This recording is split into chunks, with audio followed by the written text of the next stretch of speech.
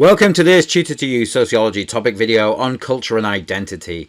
In this video we're going to look at the work of Robert Putnam on Bowling Alone. Bowling Alone, The Collapse and Revival of American Community is a seminal work by Robert D. Putnam, first published in 2000, that examines the decline of social capital and civic engagement in the United States over the latter half of the 20th century. This book has had an impact on understanding the changing nature of community life, social relationships and political participation in American society. Bowling Alone serves as a metaphor for the decline of social capital and civic engagement in American society, and Putnam uses the activity of bowling to illustrate broader trends in community involvement and social interactions. Historically, bowling leagues were popular social activities where people gathered regularly, formed friendships and built social networks. The act of bowling together symbolised participation in community organisations, clubs and shared activities that contributed to the fabric of local communities. However, Putnam observed that over the latter half of the 20th century, there was a significant decline in these types of social interactions. More people began bowling alone or with just a few friends or family members, rather than participating in organised leagues. This decline reflects broader societal shifts away from collective activities and towards more individualistic pursuits. In this video, we're going to look at some of the findings from Putnam's research. One of the key findings in Putnam's work is that between 1960 and 1997, there was a significant decrease in the percentage of Americans who reported attending club meetings, including religious groups, sports clubs, hobby clubs and other community organisations. Participation in parent-teacher organisations declined by about 50% during this period, and voting rates in national elections decreased by approximately 10 percentage points from the 1960s to the 1990s.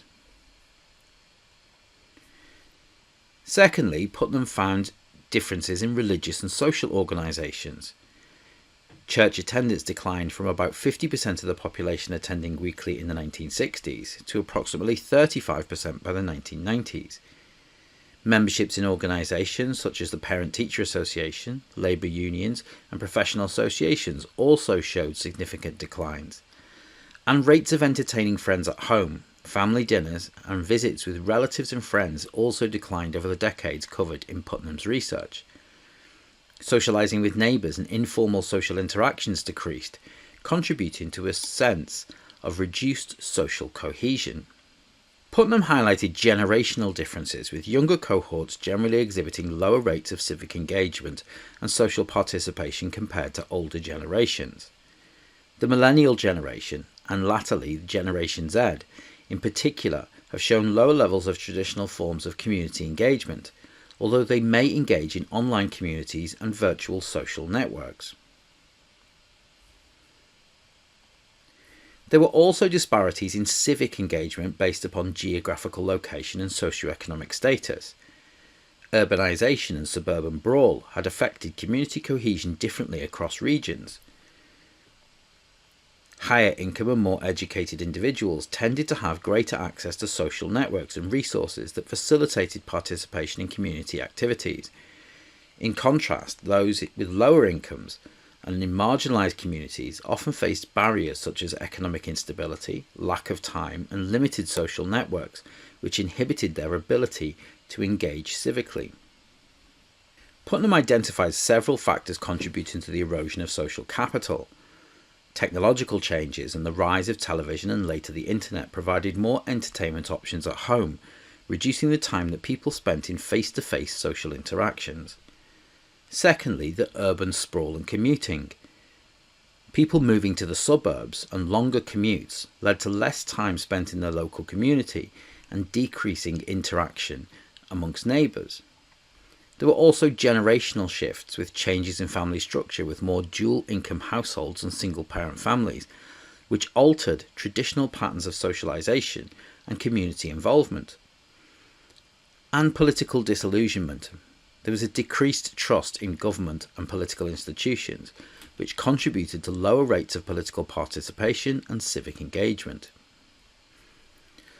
Putnam argued that the decline in social capital has profound implications for American society, including diminished trust and cooperation, As social capital is reduced, it undermines trust and cooperation among citizens, which are crucial for effective governance and community resilience. Communities with higher social capital tend to have better health outcomes, lower crime rates, and higher levels of economic development. In contrast, lower levels of civic engagement can lead to political apathy, polarisation, and a weakening of democratic norms and institutions.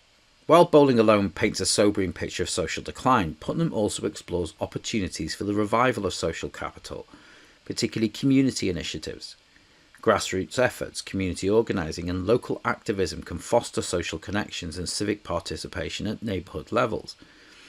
And Putnam advocates for policies that promote social inclusion, strengthen educational opportunities, and support community development initiatives. He argues that investments in public infrastructure, affordable housing, and social programs can help rebuild social capital and reduce inequalities. And whilst critical of the role of technology, Putnam also acknowledges the potential of technology to facilitate new forms of social capital, such as online communities and social networks. However, he did caution that virtual interactions should complement rather than replace face-to-face relationships in fostering strong social ties. Critics of Putnam's work argue that his focus on social capital overlooks structural factors such as racial discrimination, economic inequality, and systemic barriers to civic engagement. They suggest that rebuilding social capital requires addressing these underlying inequalities and ensuring that all members of society have equal access to resources and opportunities. In response, Putnam acknowledged the importance of addressing structural inequalities, but maintains that strengthening social capital remains crucial for promoting community well-being and civic engagement. Putnam suggested a comprehensive approach that combines grassroots efforts, policy interventions, and institutional reforms to create more inclusive and resilient communities. Bowling Alone has had a lasting impact on academic research, public policy, and community organising efforts. It sparked renewed interest in the study of social capital, promoting scholars and policymakers to explore how social networks and community relationships can influence economic development, public health, and political participation.